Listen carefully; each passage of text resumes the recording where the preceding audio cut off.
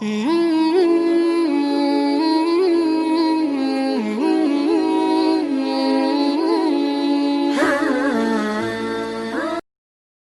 سبحانہ وتعالی ہم اصول دین عقل کے ذریعے سمجھ سکتے ہیں، لیکن فروع دین کو سمجھانے کے لیے ہمیں انبیاء کی ضرورت ہے. وہ ہمیں بتائیں گے کہ کوئی نماز ہے، کوئی روزہ ہے. اگر ہمیں کوئی نہ بتاتا نماز کیسے پڑھنی ہے تو ہم نماز نہیں پڑھ سکتے تھے. نہیں پہنچا پایا.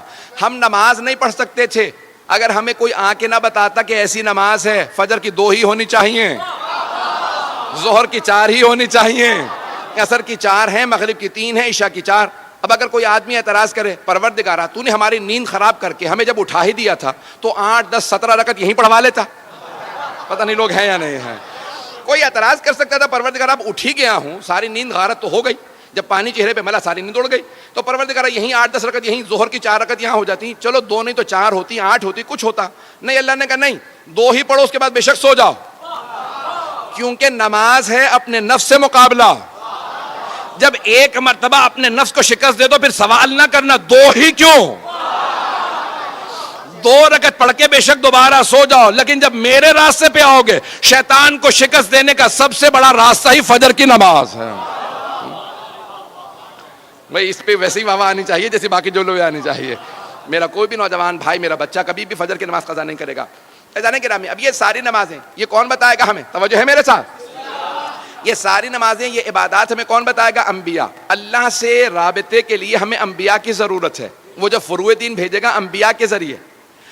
ایک اور جملہ کہہ دوں، جب اللہ جو ہمارے لیے چیزیں بھیج رہا ہے، نماز بھیج رہا، روزہ بھیجا، حج بھیجا، خمس زکوٰۃ، یہاں سب کچھ اس نے بھیجا، قرآن کریم بھیجا، کوئی بھی شے ہمیں مستقیماً نہیں دی، نہیں پہنچا سکا.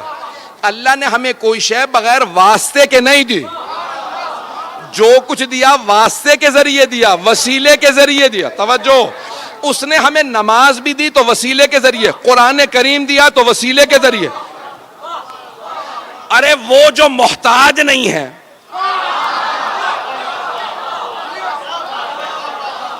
وہ اللہ جو کریم ہے، صمد ہے، لم یلد ولم یولد ہے، محتاج نہیں ہے، جب وہ بھیج رہا ہے تو وسیلے کے ذریعے.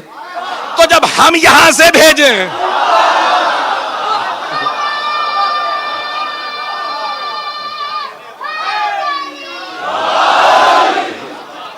توجہ فرمائیں بھائی، جب اس کی طرف سے جو کچھ آ رہا ہے وہ وسیلے کے ذریعے آ رہا ہے. قرآن سب سے بڑا فیض ہے اللہ کا.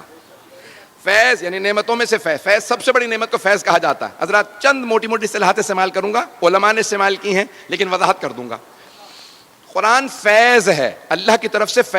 یہ ذات فیض، بہت بڑی نعمت جس کا ہم تصور بھی نہیں کر سکتے، اسے کہتے ہیں فیض. ہر نعمت فیض نہیں ہے. قرآن فیض ہے، صرف فیض ہے. توجہ، عرفاء کی، کیونکہ معرفت دین ہے نا، میرا موضوع ہے معرفت دین، تو عرفاء کی نگاہ میں قرآن فیض ہے، نعمت نہیں ہے، فیض ہے. اللہ نے فیض بھیجا تو رسول کریم کے ذریعے. اللہ نے فیض بھیجا، قرآن کریم فیض ہے. ارے یہ صامت قرآن فیض ہے، یہ خاموش قرآن فیض ہے، تو قرآن ناطق فیض نہیں ہے. جب اس قرآن کے لیے واسطے کی ضرورت ہے تو اس قرآن کے لیے واسطے کی ضرورت کیوں نہیں؟ عزیزان گرامی، اللہ نے قرآن کو بھیجا، عرفاء کی نگاہ میں قرآن فیض ہے اور رسول خدا ہے فیض مقدس. عرفاء جو اصطلاحات استعمال کرتے ہیں، تھوڑی سی اصطلاحات، میں نے کہا موٹی اصطلاحات ہیں، گاڑی اصطلاحات ہیں، یاد کر لیجئے. قرآن فیض، رسول خدا ہے فیض مقدس، اور خدا ہے فیض اقدس. اللہ سب سے بڑا فیض. اس نے کہا دیکھو خبردار، میرے تک آنے کے لیے مستقیم ڈائریکٹ آنے کی کوشش نہ کرنا. اگر ڈائریکٹ آنے کی کوشش کرو گے، بنی اسرائیل نے بھی یہی چاہا تھا. بنی اسرائیل نے کہا موسیٰ اللہ سے کہو ہمیں نظر آ جائے، تو اللہ نے کہا میں کبھی کسی کو نظر نہیں آؤں گا، ذرا پہاڑ کو دیکھو. اللہ نے اپنے کرم فیض کی نگاہ ڈالی پہاڑ پہ، پہاڑ جل گیا. بنی اسرائیل سارے مر گئے، جناب موسیٰ بے ہوش ہو کے گر گئے. بنی اسرائیل نے ڈائریکٹ اللہ سے ہونا چاہا تو سارے تباہ ہو گئے. بڑے بڑے خلفاء کہہ گئے اگر علی نہ ہوتے تو ہم ہلاک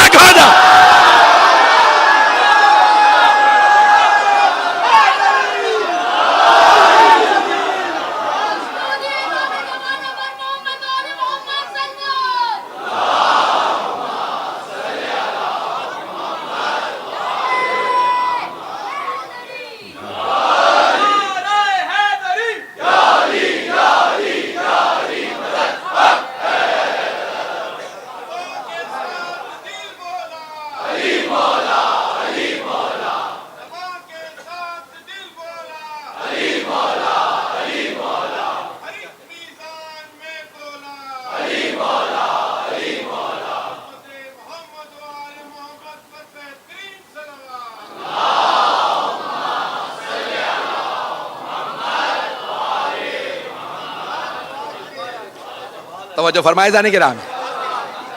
اب یہ قرآن کریم فیض ہے, اس کو بھی ہمیں پانے کے لیے وسیلے کی ضرورت ہے. اللہ سبحانہ و تعالیٰ نے نہیں کہا کہ جاؤ میں نے پہاڑوں پہ نازل کر دیے جا کے لے آؤ. لو انزلنا هذا القرآن على جبل لرأيته خاشعا متصدعا من خشیۃ اللہ. اگر ہم اس قرآن کو پہاڑوں پہ نازل کر دیتے تو وہ ریزہ ریزہ ہو جاتا. قرآن کو پہاڑوں پہ نازل کر دیتے تو ریزہ ریزہ ہو جاتا. اللہ نے قرآن کو بھیجا تو قلب پیغمبر پہ. توجہ توجہ, سارے مجمع کی توجہ ہو. اذان گرامی, میں سارے اپنے مسلمان بھائیوں کا عقیدہ درست کرنا چاہتا ہوں.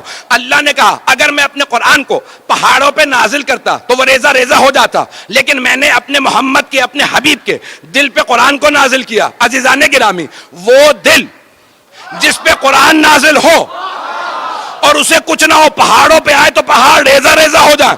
کیسے ممکن ہے کہ لوگ سینہ چیر کے